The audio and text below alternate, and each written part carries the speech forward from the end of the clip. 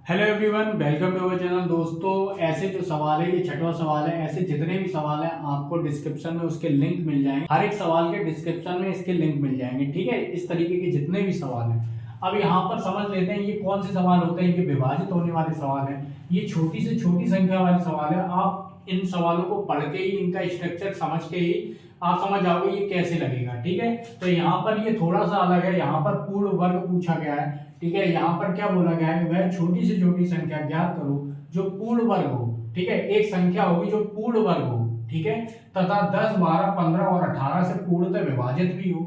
मतलब पूर्ण वर्ग भी होनी चाहिए और इन संख्याओं से भाग भी चला जाए जिससे शेषफल भी ना बचे, ठीक है।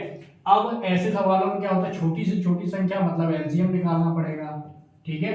किन संख्याओं का एलसीएम निकालना पड़ेगा, जो विभाजित शब्द से जुड़ी हुई संख्याएं हैं। मतलब इन संख्याओं से भाग देना पड़ेगा, मतलब इन्हीं संख्याओं का एलसीएम निकालना पड़ेगा, ठीक है। एलसीएम निकाल लेते हैं। यहाँ पर 10, 12, 15 और 18, ठीक है। 2 से देंगे, सीधा सीधा आधा करते चले जाएंगे, ठीक है। यहाँ पे 5, 6, 15 ऐसे ही जाएगा, ठीक है। यहाँ पर 9 आ जाएगा, ठीक है। फिर से 2 से देंगे, 5 ऐसे लिखेंगे, 2 3 6, 15 ऐसे लिखेंगे, ठीक है। यहाँ पर 9 आ जाएगा, ठीक है। अब 3 से दे लेते हैं, यहाँ पर 5 लिखेंगे ऐसे ही, 3 एकम 3, 5 3 15 और 3 त्रिका 9, ठीक है।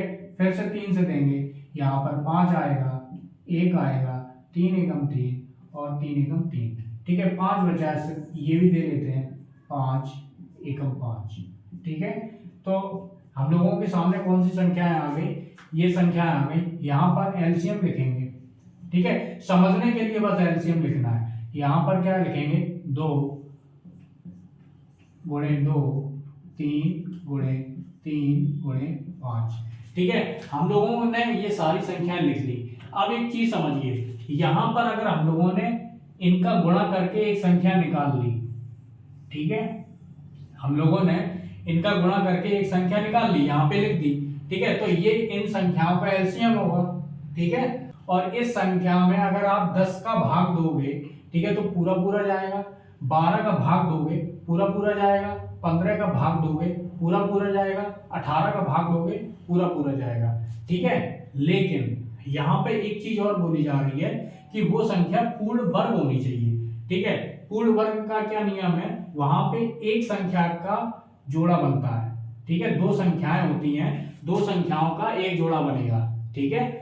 सेम संख्या, जैसे इसमें 2 संख्याएं, एक जोड़ा ये बन गया, ठीक है। अगर घन है तो उसमें 3 संख्याओं का जोड़ा बनता है, ठीक है। और पूर्ण वर्ग में 2 संख्याओं का जोड़ा बनता है, ठीक है। तो यहाँ पर 2 संख्याएं, एक जोड़ा बन गया, 2 संख्याएं, एक जोड़ा बन गया, ठीक है। लेकिन ये 5 अकेला है। इसके लिए हम लोग क्या करेंगे, 5 और बढ़ाएंगे, तभी तो एक जोड़ा कंप्लीट होगा, ठीक है। मेरी बात आपको समझ में आ रही होगी।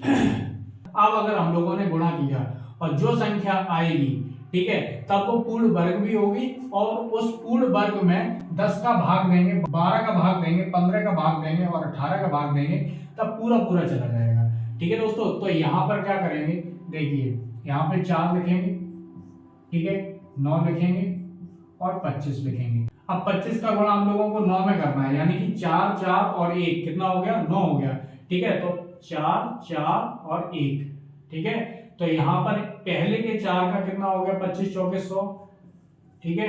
दूसरे 4 का कितना हो गया, 25 चौके 100, ठीक है। तीसरे का ये 1 बचा, 25 एकम 25, कितना आ गया, 225, यानी कि 25 निम्न 225, ठीक है।